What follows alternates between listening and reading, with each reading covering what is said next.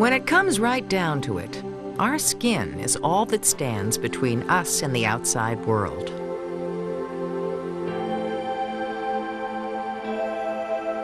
It protects us from harmful bacteria and rays from the sun.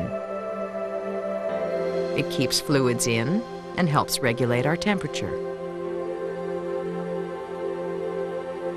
But it's more than just a shield. Our skin lets in the world through the sense of touch. I think that we take touch a lot for granted. It's a sense that's first to develop. It's the largest sense organ in the body, and yet it's not like losing vision or losing hearing. If we did lose our sense of touch, we'd be in deep trouble. We'd probably be burning ourselves all the time. We'd be freezing to death. We'd be not taking the precautions that we need to take that we determine by our skin picking up those signals. What we define as touch actually encompasses a number of different senses. There's warmth, there's cold, there's response to pain, there's light touch, there's deep pressure, and then there is what we call proprioception. If I bend my finger, even with my eyes shut, like that, I can tell if somebody else does it, okay? I can still tell, I can tell you that the finger is bent or straight. Bent, straight. Our sense of touch does more than detect physical contact with the body. In many ways, it helps us learn about the world. Early in life, our body and brain rely on touch to grow. Touch is critical because it helps babies grow. If they're touched, they grow a lot faster than if they're not touched. In fact, if they're not touched, they tend to have delayed growth and development. For premature babies, it's a very critical matter. Doctors at the Touch Research Institute in Miami work with preterm infants by massaging them 3 times a day for 15 minutes at a time. When premature babies are in the hospital, one of their biggest agendas is to grow. And the longer it takes for them to grow, the longer in the hospital, the more they're separated from the parents, the more they're likely to get sick because they're relatively touch deprived. They discovered that these babies grow 47% faster than those who receive standard hospital treatment. She's strong. The babies developed faster, and by 1 year of age, their IQ scores were higher, and they were still showing greater weight than the babies who did not get massaged. Massaging premature babies helps them process food more efficiently because it triggers the release of insulin. Massage also keeps them alert and aware and helps them sleep more soundly.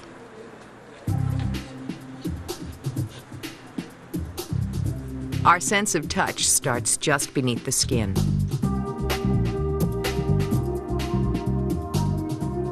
We have at least 6 different kinds of sensors that respond to touch. Some are sensitive to temperature, others to pressure, some to pain, and so on. All day long, we're busy activating them. A simple hug starts the process. When receptors are stimulated, electrical impulses travel to nerves that enter the back of the spinal cord and send signals to the brain. The brain decides what the body is feeling by recognizing patterns of activity. If I grab a cup, for example, or I grab a ball, there are receptors here and there's a pattern of activity, and that's being relayed to the brain, and then there's a pattern of neural activity in the brain that represents the cup. So if I'm now holding something else, like a pen, the pattern of activity is going to be different. Some areas of the body are more sensitive to touch than others. The more sensitive the area, the more brain power it takes up. Very clearly the body is mapped in the brain, and one can have a funny little figure, sometimes called the sensory homunculus, which shows the relative representation of the limbs and the body. Typically the face and the lips and the hands above all the thumbs and also the feet to some extent have maximal representation. But this representation can change. Blind people have more uses for their sense of touch, and eventually more brain power is devoted to it. When blind people learn Braille, there's a particular finger which becomes the reading finger. Sometimes two fingers are used or one will guide it. But the representation of this one finger in the map of the brain and the body image is enormous. Half the brain is devoted usually to visual processing, and in blind people, what's going to happen to it? It doesn't rot, it doesn't atrophy, it is given over for tactile processing. Basically, the visual cortex becomes a huge accessory tactile organ.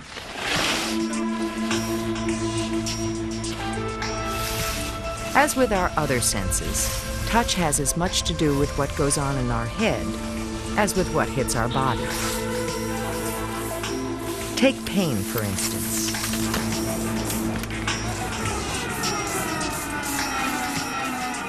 When a mountain hits our body, we feel a lot of pain. Let's see that again.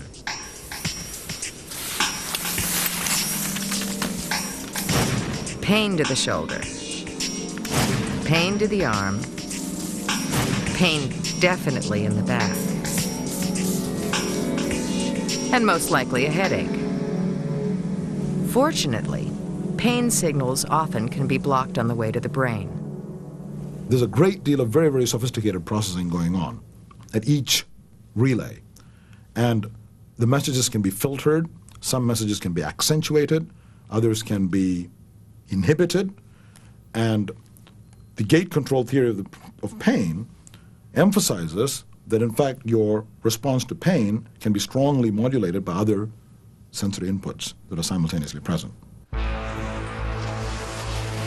Our emotional state can also influence how we experience pain by releasing natural painkillers such as endorphins.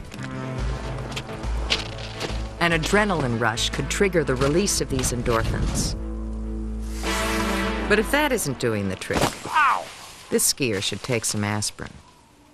Then for about 8 or 9 years, you still have the phantom in one position, right? Humans can block pain, but they can also feel pain that doesn't really exist. It felt like it was frozen in cement. Dr. Valayanur Ramachandran works with amputees who experience the phantom limb phenomenon, the very real pain still associated with a missing limb. Instantly, I felt my arm like it was alive. His patient, Derek, continues to feel his missing hand in a painfully clenched position. And what I found was, however, if you put a mirror and you had Derek put his normal right hand on the right side of the mirror and look inside the mirror at the reflection of his right hand, so it looked like his phantom had come back, then when he started trying to move both hands, we've created the visual illusion that his phantom is moving. But the remarkable thing is now he started feeling his phantom moving for the first time in 10 years. There's something like this. The source of this phenomenon is the brain itself. In this case, areas dedicated to vision are overriding parts of the cortex used for touch. More evidence that our senses are not isolated.